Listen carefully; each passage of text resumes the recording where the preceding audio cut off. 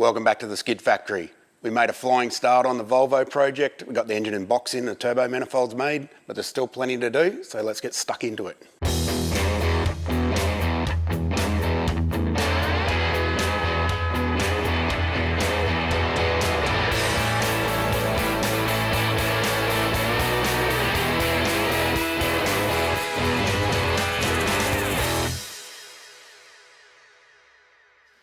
Just reassembled Woody's painted inlet manifold.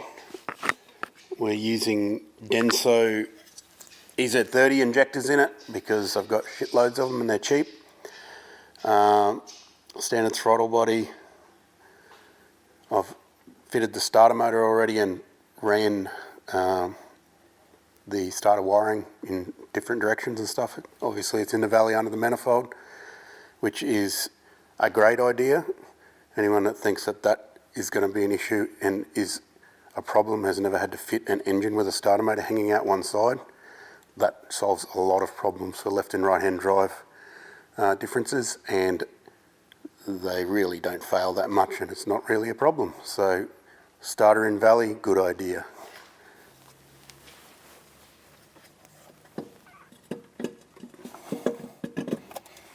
Got stuck into some intercooler piping yesterday. Came out pretty good. It's pretty basic. Got a one-piece pipe going down there with a single joiner. Bit hard to see, but straight into the cooler. Straight out of the cooler in 3-inch. It just pokes up through there, and we've got another joiner. And then just single 3-inch up to the throttle body. GFB SV50 blow-off valve to help that GT35 out. Also got this Haltech 2JZ idle valve to convert it from stepper motor to PWM, so it only uses one output.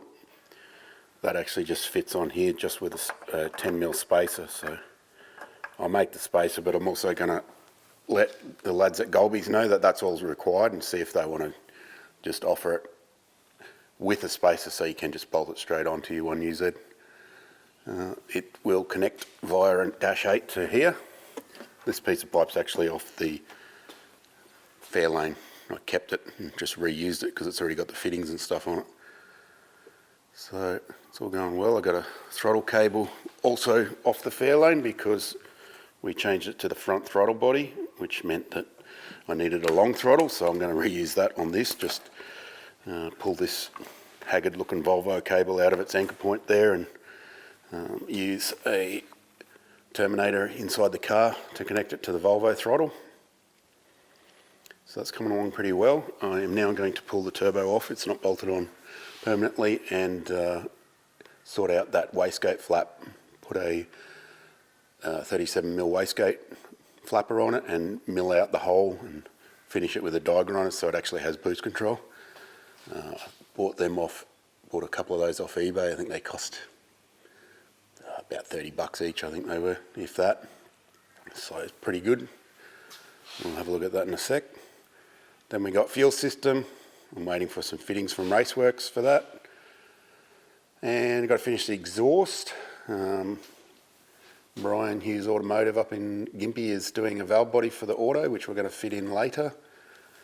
And I've got this impressive looking bit of kit to convert into the tail shaft. That's the 1UZ output, and the Volvo tail shaft just bolts onto there. That was expertly manufactured by our buddy John, who helps us with engine machining work and measuring and stuff. So everyone helping out, which is good to see. Just got to paint that intercooler black because that's on Juzzy's wish list, and then we'll be kind of done with all that. So we're moving along well. We'll start on the wiring soon. I've got a Haltech Elite 550, a wideband WB1 wideband, CAN wideband, and also I grabbed a CAN gauge just as a little extra present for Juzzy to throw up on the dash. So it's like a little gauge unit that you can just mount into a normal gauge pod, but it's actually connected to CAN, via CAN to the ECU, and it will display any of the outputs that you would normally see on a dash or whatever, just a more compact version of it. So that's a pretty cool thing. We haven't used one of those before. So it's all coming along. I'm pretty happy with the progress. It's a bloody sight easier to work with than this Tirana over here, which is just nothing but Bedford trouble. So hooray for Volvos. It's the tail shaft adapter that we were talking about earlier that John made us. Just sort of explain what's going on here. The Volvo tail shaft has a slip joint in behind the centre bearing, between the diff pinion and the centre bearing, so it doesn't actually have anything slipping into the back of the original transmission. So what I was able to do is just adapt the factory tail shaft straight to the tripod joint that is on the back of the 1UZ gearbox, which is also common design for 2JZ, etc. Toyota stuff. It has a rubber guibo joint on the back of it. So whatever you do, you've got to have an adapter on it, and you can buy them. But in this case, I just got John to make this custom one out of a piece of aluminium billet. It uses 3 TB45 flywheel bolts for the tripod and 4 Toyota flywheel bolts for the tail shaft. You can see the spigot for the tail shaft there. So I've test fitted it, it's all good to go. So I'll just bolt it up to the tripod, then bolt the tripod back on, and we will have tail shaft.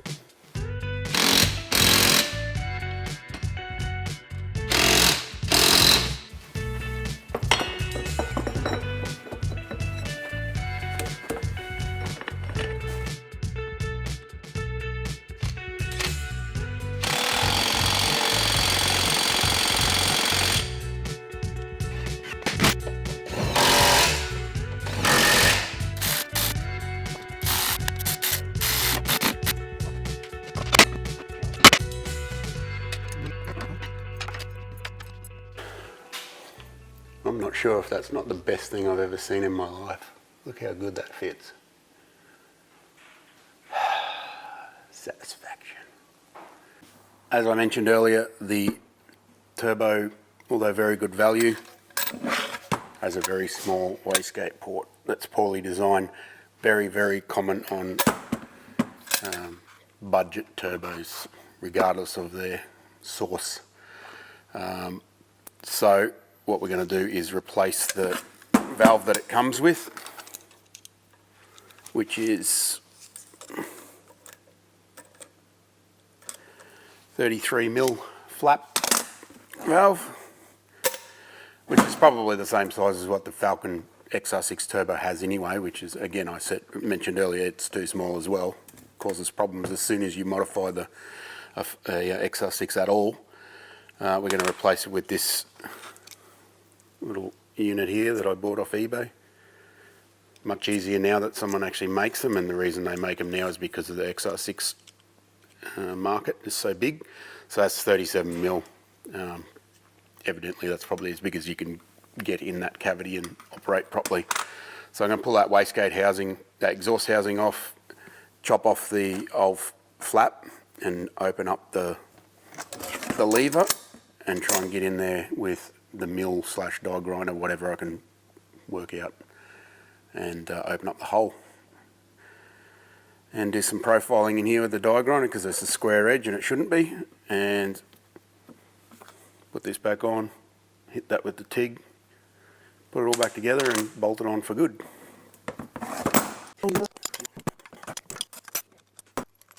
What sort of turbo have you got? It's an M12.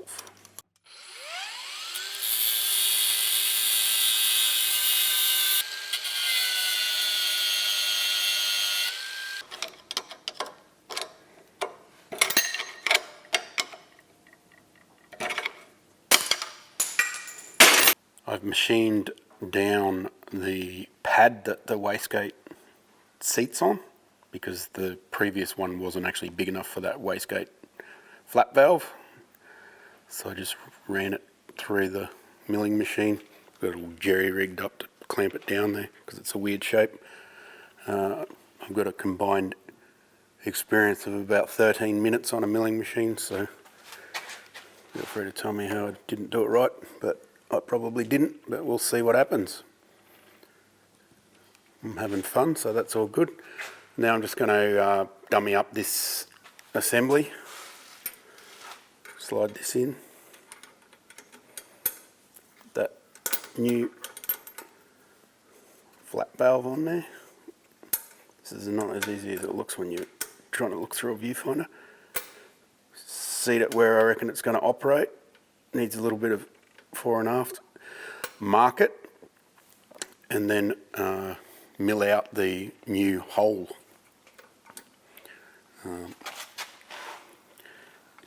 If you're a nerd and you want to work out percentages, it's huge gain in wastegate flow from not much of a size increase. Works well, so I'll get in there and have a little fiddle and mill some more stuff out, and we'll have a look, and then we'll get the die grinder out and get it, bury bits in our socks and curse the invention of the die grinder. I've just got this all tacked back together now. You have to be very careful with how you do this. I just ported that out finished it off with a die grinder.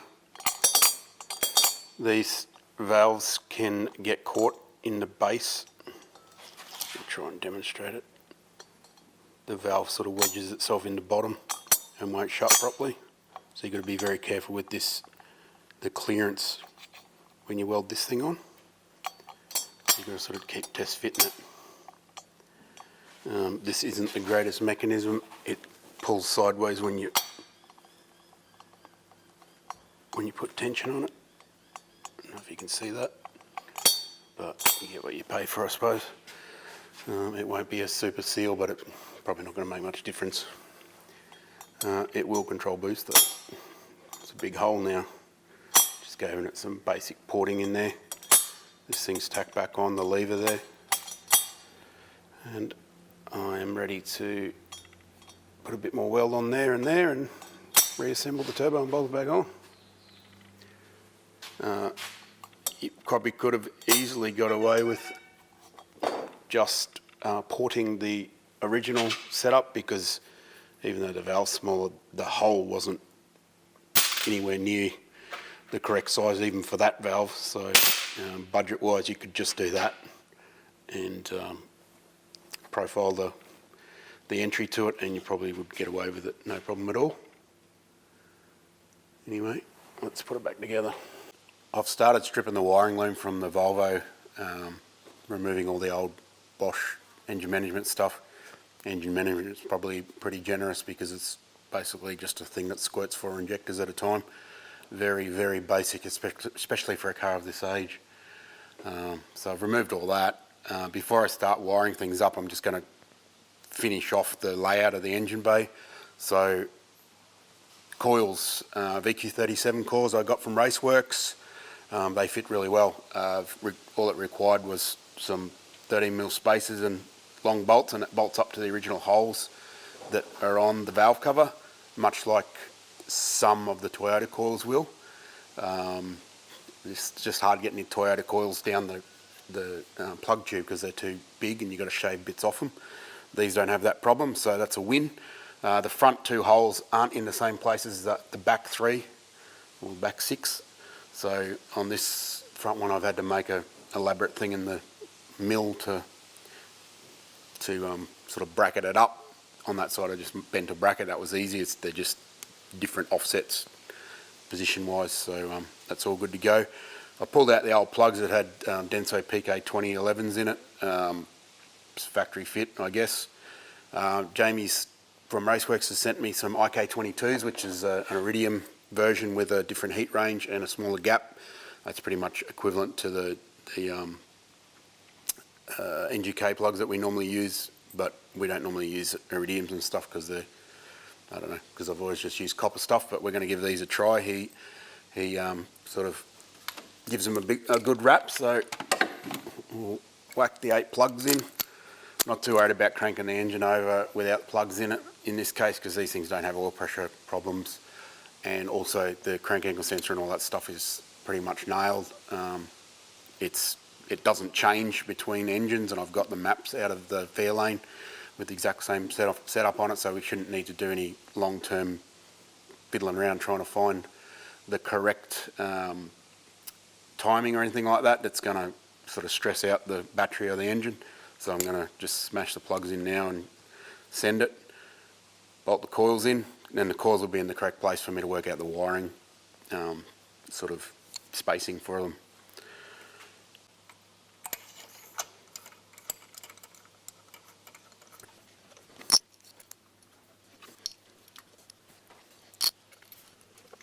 It's Sunday morning here at the skid factory. Last night I spent a bit of time, well yesterday I spent a lot of the day mapping out where the wiring goes. So you got to sort of lay it out over the engine and then cut your lengths where every injector, coil, sensor, all that stuff is, and sort of keep it all taped up in the right spot, so when you put it back on the bench you can lay out everything and terminate it. So I'm at the point where I'm ready to start terminating all these injector, coil, sensor, etc. connectors. I've got all new except for this throttle position sensor, which I couldn't get a hold of, but everything else is new. Got all Raceworks connectors for everything. They have a massive range of connectors through their PAT brand. So that's all good to go. I'm going to get stuck into that. The other connectors I'm using, generic connectors, are just Deutsch DT, either DTM or DTP, depending on the size of the wire. So that's all there ready to go. And the only other wire I've reused is this water temperature sensor for the dash, which is some crazy looking Volvo thing. The Volvo wiring is pretty interesting.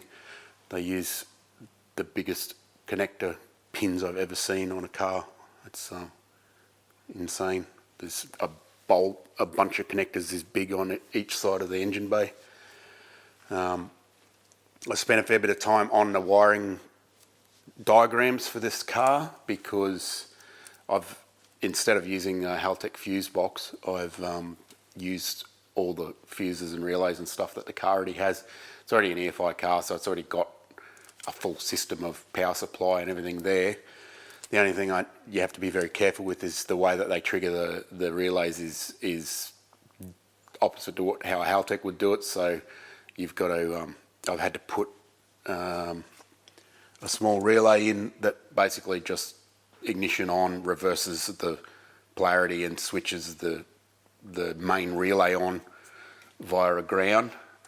That allows everything to be active, and also the fan wiring is like the power supply to the fan relay module is hot all the time. It's got constant power going to it, and that won't work with Haltech because all their DPOs rest to ground when you turn the ignition off. So the fan would just be going all the time. So what I've done there is just put a 40 amp relay in that just switches what used to go directly to the battery goes through this relay now, so it'll just switch the power supply to that main fan. It's got like a module rather than a relay. It's got a bunch of relays inside it probably, but I've retained that because it's all connected to the air conditioning system, which will eventually be reused once Justin can do that on his own time. Everything still fits and is there, but I haven't got time to connect everything up and get it working, so all good to go. We've got connections to external things, a couple there to go to the aircon and fan module, 6 wires here that go to the sort of tacho and the gauge stuff, cluster, and the starter motor. That's about it. It's relatively simple, really. Just had to wade through all the Volvo wiring and cut out everything that didn't need to be there. It's it's a pretty primitive engine management system. I think I may have mentioned that before. It's basically got an ignition computer and a fuel injection computer, so two different computers separate. The fuel injection is super basic. It's a single output, so all four injectors just fire at once. For that reason, it had a they call it a noise suppression relay, but they must have had problems with radio noise because all four injectors are firing and collapsing at once. It must have caused buzzing, so they've had a relay that cut the injection system and connected it directly to the battery rather than it coming from inside the car. So I've got rid of that because it shouldn't be a problem with sequential injection, or batch fire injection in this case, but shouldn't be an issue. Otherwise, I think we're good. I'm just going to start terminating stuff now, and once that's all done, we'll wrap it up with the variety of things. I've used nylon tube for that's the coil connector, so they sort of run over the valve cover into the coils. And any of the other stuff, I won't use anything on the injector stuff because it's too short to bother with. It's not going to be an issue. And I've got Patrick from Smart Automotive Technologies in Noosa here, coming to reinstall the stereo and put the battery in the boot. He's also a long-term friend of Juzzy's and runs his own sort of what used to be a car stereo shop, but now it's just in-car entertainment, communication systems, all that sort of stuff. He runs his own business in town, so he's given up a bit of time for us to help us out, which is great.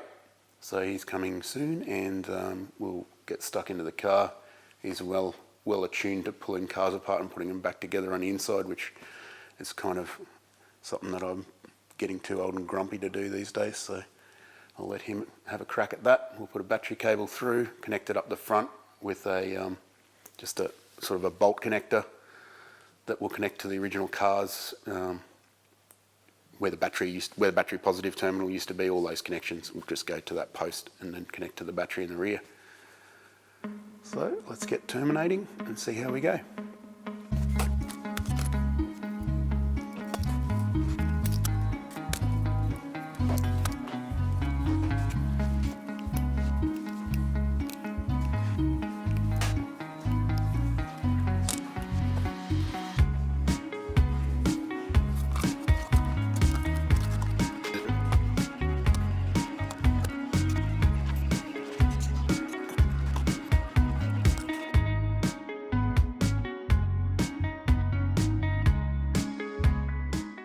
Patrick. What's up, Alan? Just Sunday morning things. Sunday morning, doing stereos and stuff. You can do that. I don't want to do that.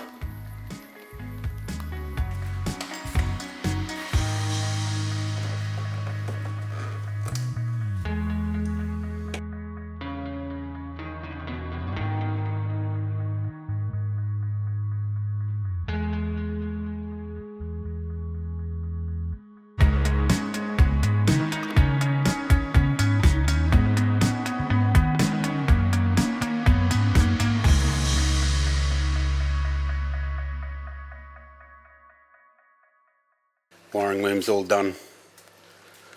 The ECU goes where the original old ECU was. In the kick panel, got some tester tape as usual. I used a bit of the soft stuff here, and then I used the high temp stuff just as a shout out to Whitey from Whitey's Wiring, because he had a good rage about soft tape the other day, so I thought I'd do that just for him. It's got this DCI sheathing stuff everywhere. Come up pretty nice. I'm about to put it back in and plug it all in, and hopefully everything fits. Just having some mega bucket of noodles for lunch. The boot's apart again. Had to pull it all to bits to find the fuel pump plug, which is in there. It's got a long lead that runs down and connects to the fuel tank, which I've removed to get the pump out of and put a new pump in. There's your ground wire poking out of the carpet there, and the main power cable that goes to the front of the car. Patrick has made a fancy colour matched thing to go in the boot to hold the amp and the battery and the Wombat sub thing. He's just nipped off to town to get some stuff to finish the job.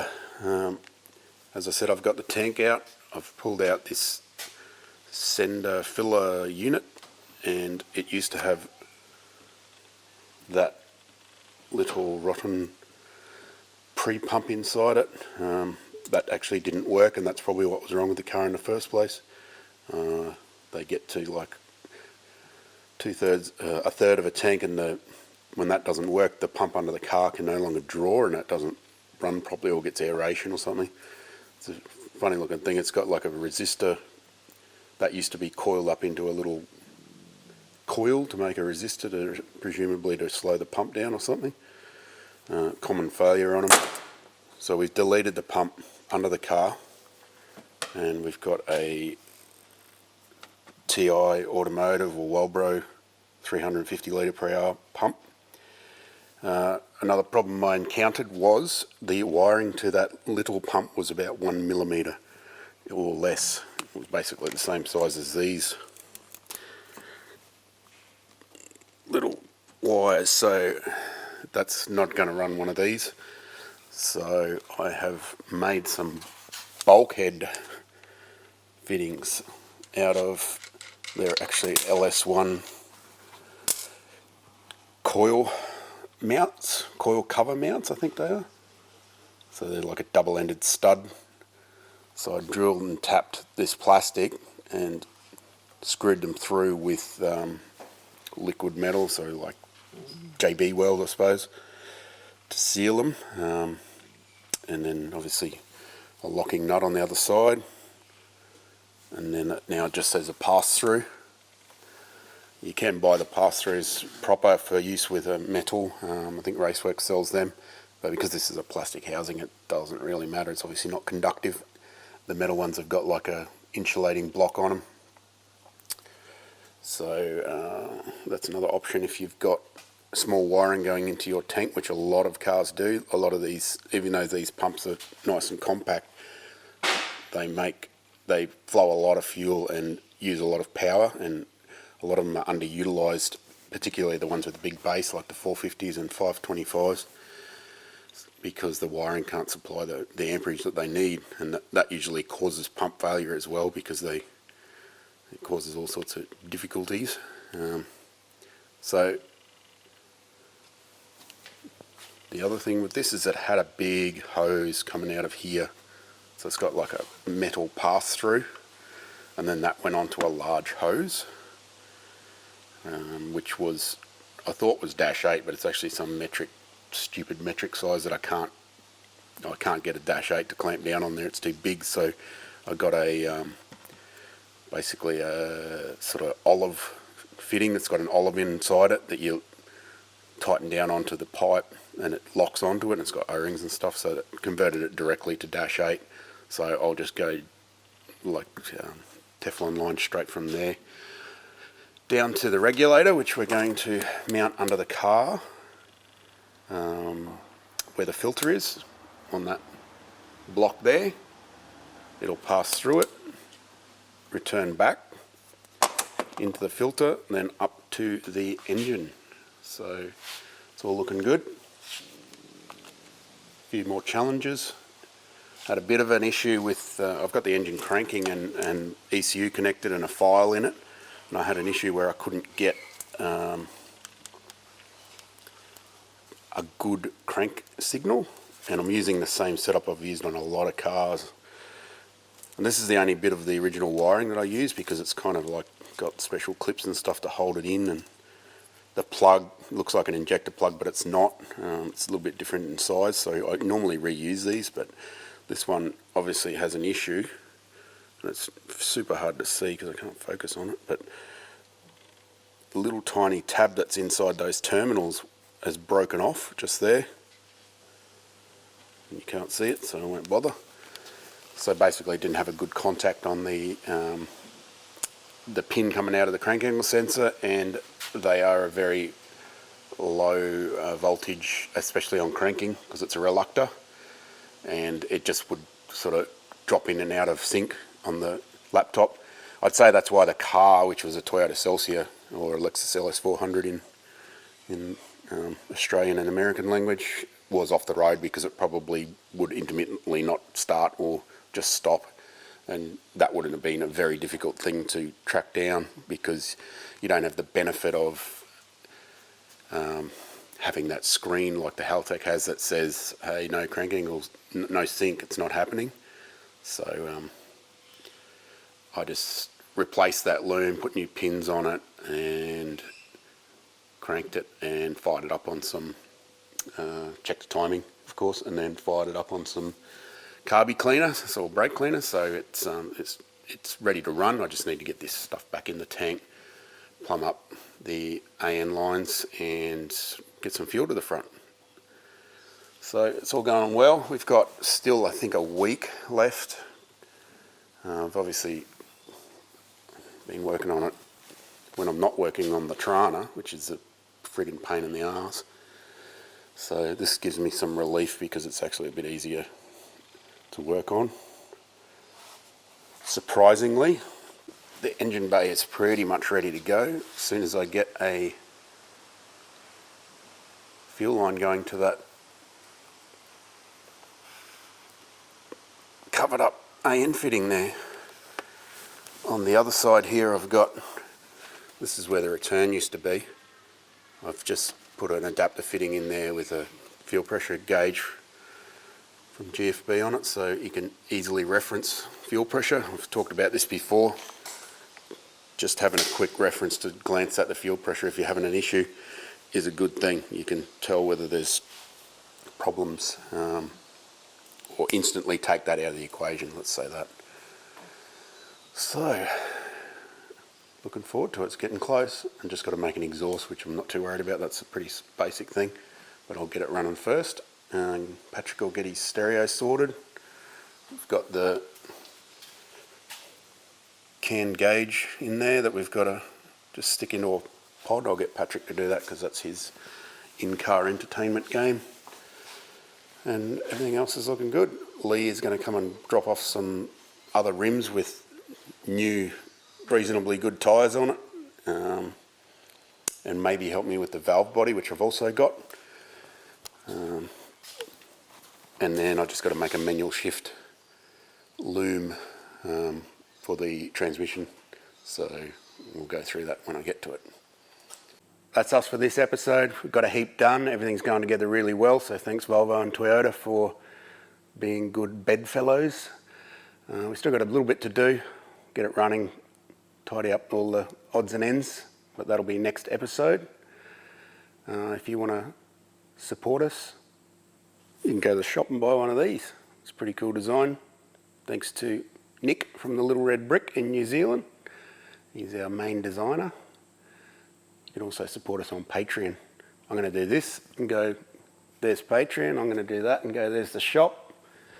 And maybe you can have a look at some social media or something over there as well.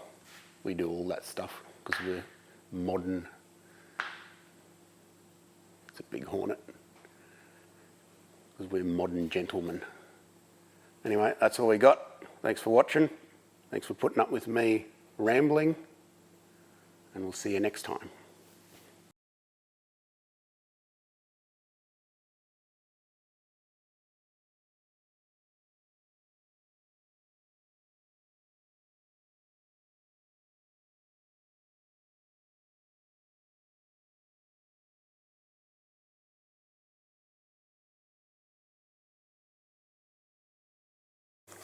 What sort of turbo have you got?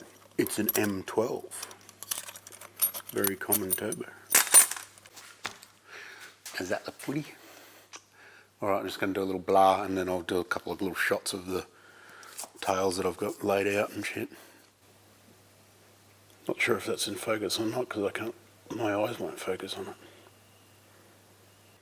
I need those glasses sooner rather than later, I think.